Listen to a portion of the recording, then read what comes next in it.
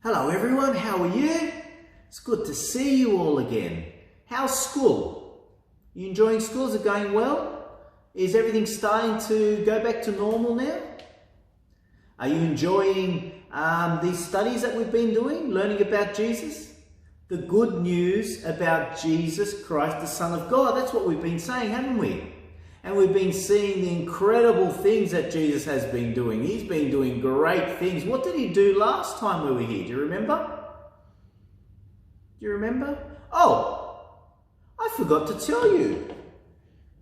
Guess who's joined us? Hello, this is Oscar. Say hello, Oscar. He's joining us today in today's talk. So I'm going to put him right here. And he's going to listen to today's story. So what did we look at last week? Do you remember the guy? He had a skin disease and no one could fix him. And Jesus touched him and immediately he was clean. So today we have a new story from the Bible. And what do you think this story is? Have a guess. We've looked at so far Jesus from nothing, from no fish in the water in the Sea of Galilee to hundreds of fish. Then we saw Peter's mother-in-law healed from her fever. And then we saw this man cleansed of his skin disease. Now, what are we going to see? What do you think? Well, we're going to go back to the Sea of Galilee for this story, aren't we? Do you remember the last time I spoke to you, we spoke about that man who told everyone about what Jesus did, and suddenly Jesus is a celebrity and everyone's following him. Do you remember we spoke about that? So Jesus is now followed by everyone and he wants to get away from them. So he decides to go on a boat. And he's going with his 12 disciples. He has his 12 disciples now. And he's going. So let's count. Are they 12? 1, 2, 3, 4, 5, 6, 7, 8, 9, 10, 11, 12? Yes. And Jesus. And there's the crowd. You can see the crowd there. But Jesus is like, no. We're going on a boat. See you later, everyone. And Jesus leaves.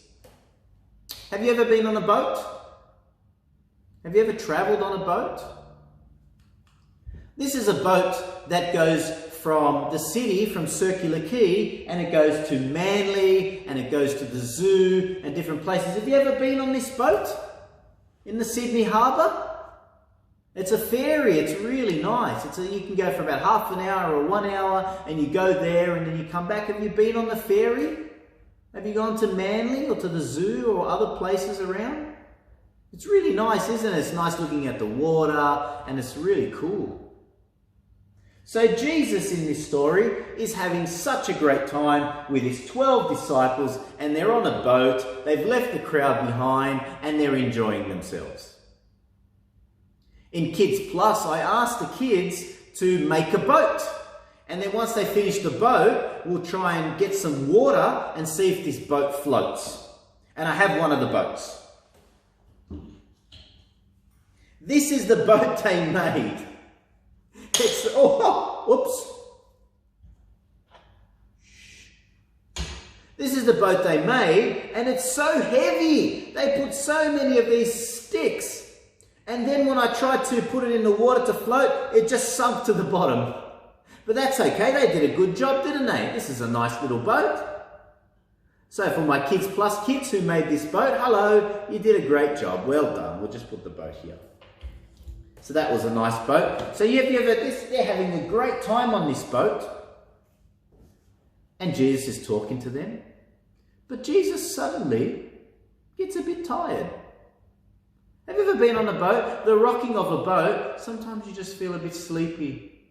You're like, oh. So Jesus grabs a cushion. There was a little cushion on the boat. And guess what he does?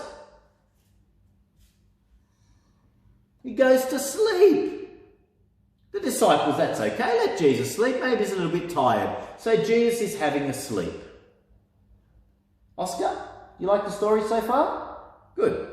So what do you think is going to happen next? We all know this story, don't we? You should know. Come on, tell me what's going to happen next. When Jesus is asleep, what happens? Wow. Suddenly, the wind starts to pick up. The black clouds start to come over. Thunder, lightning. And what happens when there's lots of wind? There's lots of wind. Can you do that noise with the wind? Can you do that noise? What about thunder? Can you do the noise of thunder? I can't do it. Can you try the thunder noise? If you've got a very loud voice, show me the noise of thunder. And the wind. And the boat is starting to go up and down because the wind is pushing the water and the boat is going up and down. And when the boat goes up and down, you start to feel sick. Now they have a choice, don't they?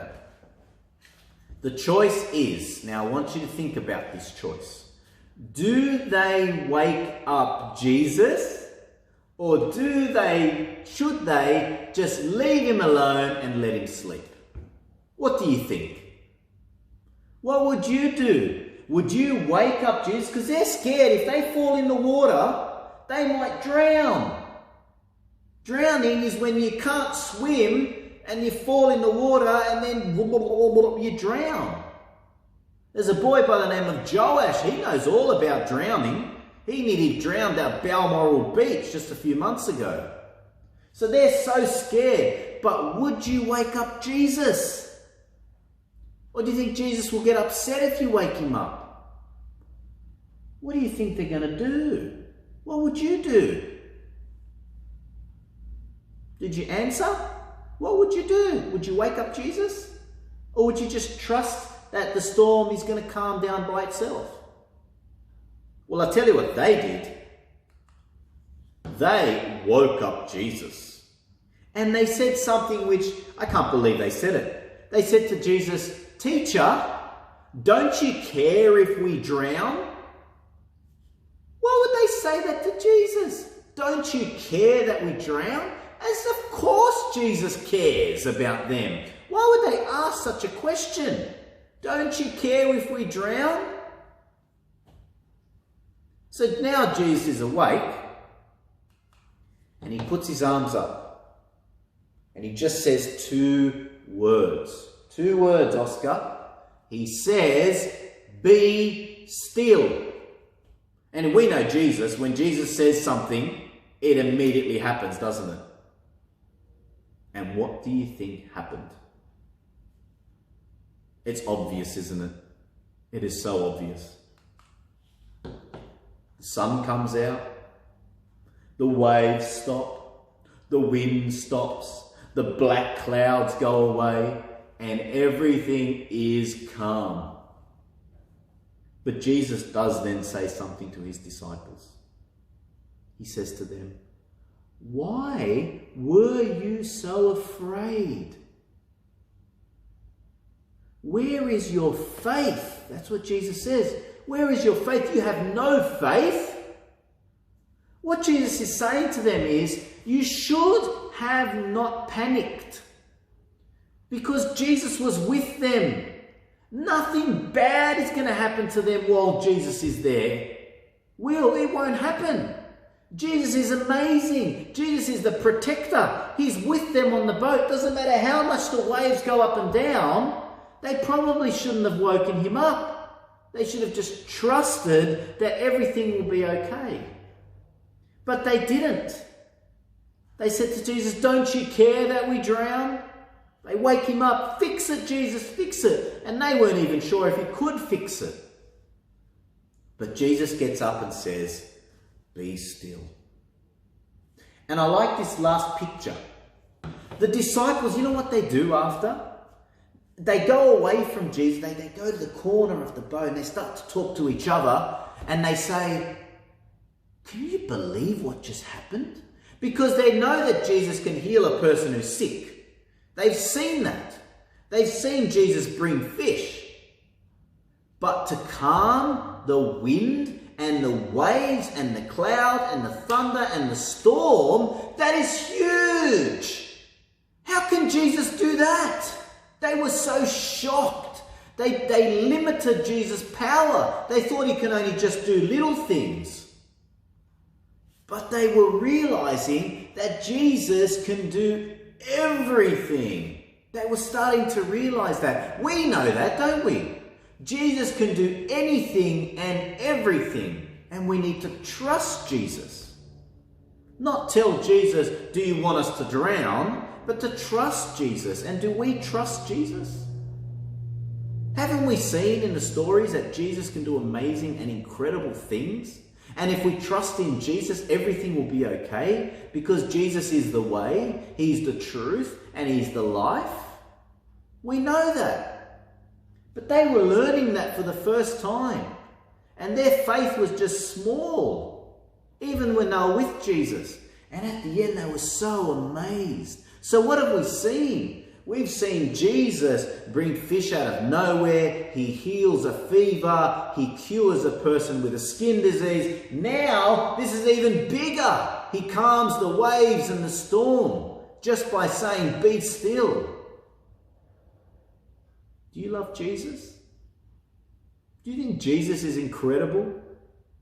Can do anything and everything. And the stories we read in the Bible are so amazing. And it's exciting just to see what the next thing is going to do. So please join us next time because he's going to do something again. You can try and guess it. You can try during the week before you see me next. Try and guess what Jesus is going to do next. And then when we come together again, are you going to join us next time, Oscar? Hope you do. Then next time we will see if what you were thinking is going to come up. So anyway, have a good Sunday. I hope you enjoyed today's story and I'll see you next time. Bye-bye.